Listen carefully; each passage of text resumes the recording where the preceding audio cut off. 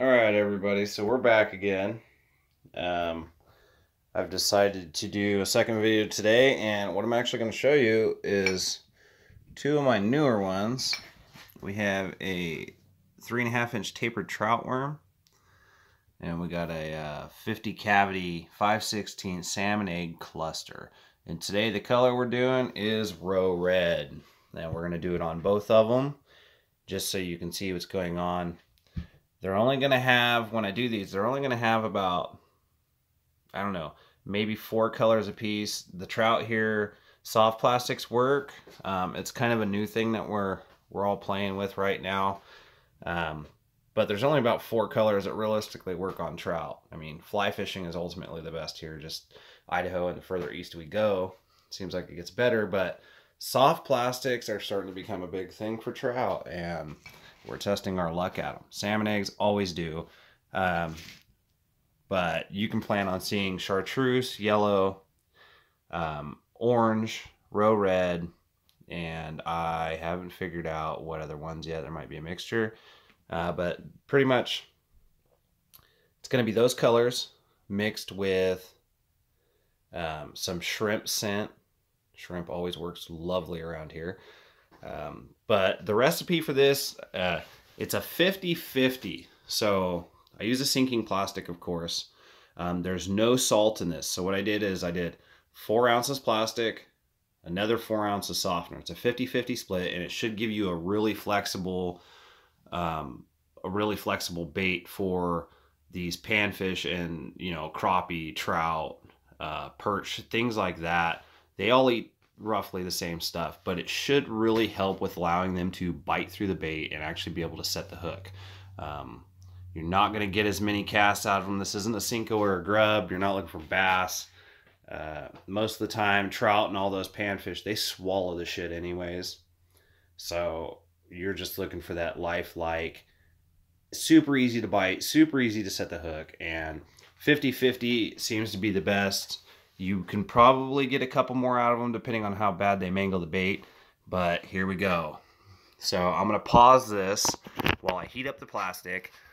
We're going to do 75 drops of red inside of our plastic, but right now I'm going to heat it up for you guys. I'm going to pause this real quick and I'll be right back. Alright guys, we're back. So I heated up the plastic, stuck in 75 drops of red, bright red, Ozark tackle. Still trying to get rid of those colors. That should be it. No salts, no glitters, no nothing. We're just going for that red roe effect. And let's see what we can get.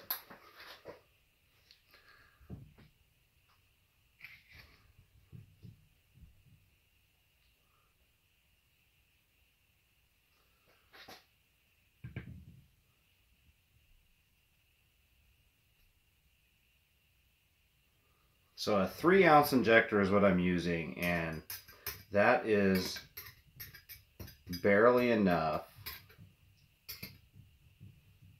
to shoot this whole 50 cavity of salmon eggs, which is a-okay.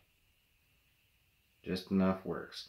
And this little 8-shot shouldn't take much for the tapered worm. Also known as the Westman worm. Got it for a buddy of mine. And this is primarily what I'm going to be doing for him, and he's going to be playing with these for me and see how they go. But I'm calling it the Westman worm. Loves trout fishing. So the rest I'm just shooting back in, and I might need to heat my plastic up a little bit more. And I don't really like this color from this company. That's kind of why I'm getting rid of it. This reminds me, instead of like a bright red, reminds me of like a strawberry color. More pinkish, but it's red. Don't get me wrong. It's just not like, bam, fire engine red. That's what we want, fire engine red.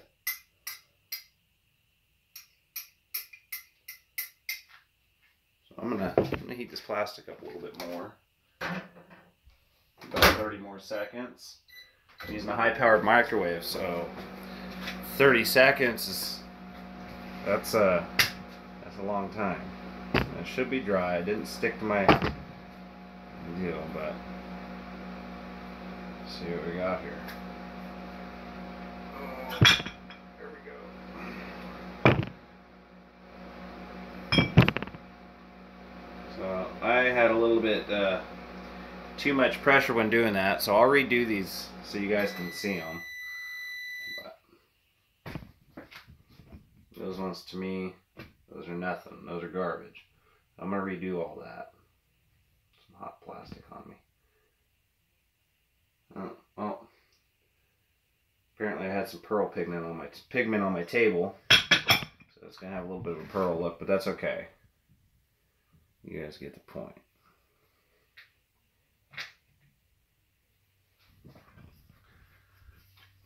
These are the ones I'm really interested in. I make worms all the time. Worms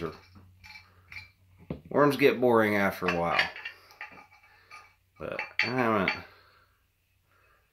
We're done. Salmon egg clusters. And that's kind of what they turn out to be like.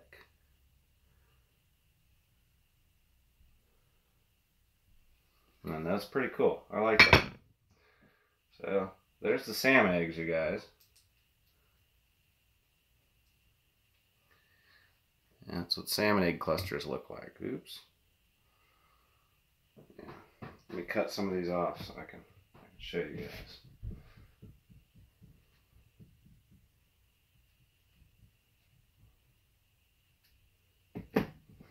That's what we got. And you cut those apart individually. I don't know if you guys have seen these in stores or if you guys have used those before, but that's just one cluster. Oops, too close to the camera. Let's see if I can't zoom. That's just one cluster right there. Not the whole strand. They're all each individual. Work just like regular salmon eggs. Throw them on your hook with some scent and some other stuff. Good to go. Let me set these off the side real quick, and I'm going to reshoot some of those tapered worms so you guys can see them. And that should be the end of this video. Don't forget, before you end this video, before you click away, do me a favor, click subscribe. It helped me out tremendously, and it would be greatly appreciated. So if you guys don't mind, click that for me.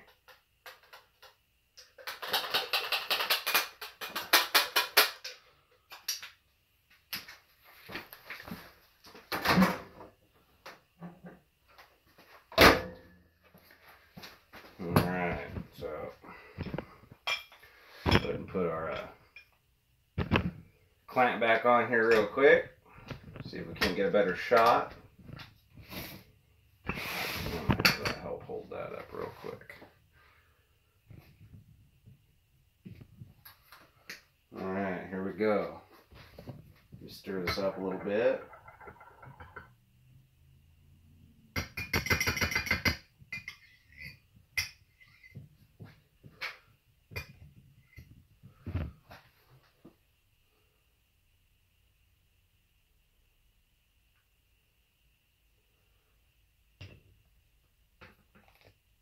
Now, because those last ones, I think I pressed too hard for what the mold is, so I'm going to gently press on this one, hold it there for a few seconds.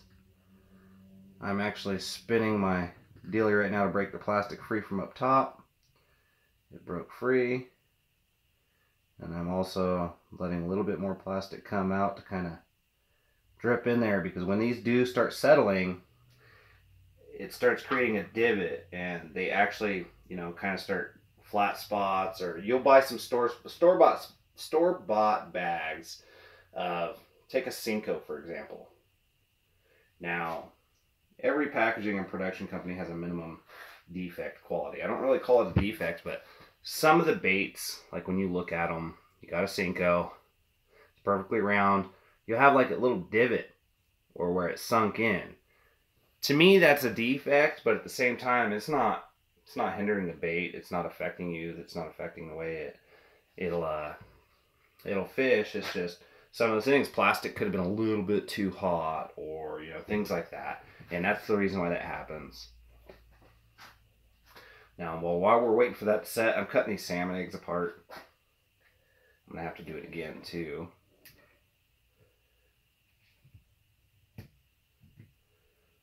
That's quite a bit there.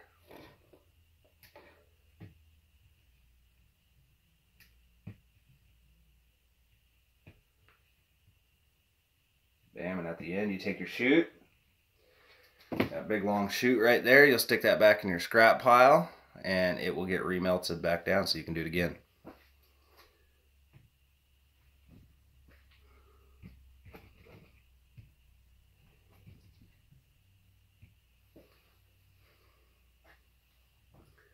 So this should be long since settled.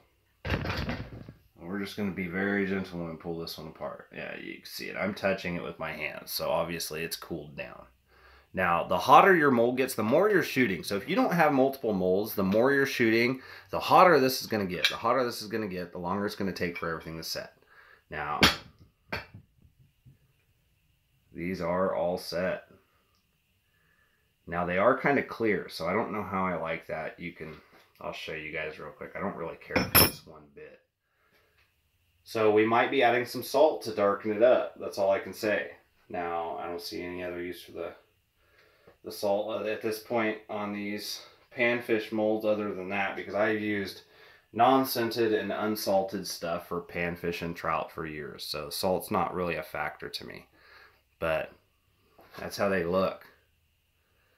Let me cut some apart real quick so you can see them.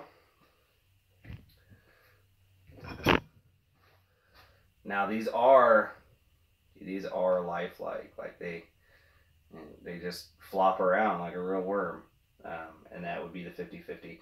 Now if you don't like a 50-50, I would suggest doing like a 65% plastic to 35% softener, but you get the point. Like, that's pretty. It's got some flexibility to it. Now, let's see what, look at that. Look at that, durability. I would say this is kind of like Lure-Craft's Super Stretch formula, dude. Like, look at that. That is technically supposed to be a 3.5-inch trout worm, but I can stretch that out to about 7 inches. So durability factor with one of these little ass panfish, that might actually be amazing. But it reminds me of the Super Stretch formula. And this is my own 50-50 for panfish. I will use it. I use the 50-50 split on all panfish, trout, perch, crappie, whatever you're going for. Yeah, should work pretty good, as you can see. Catch you on the next video.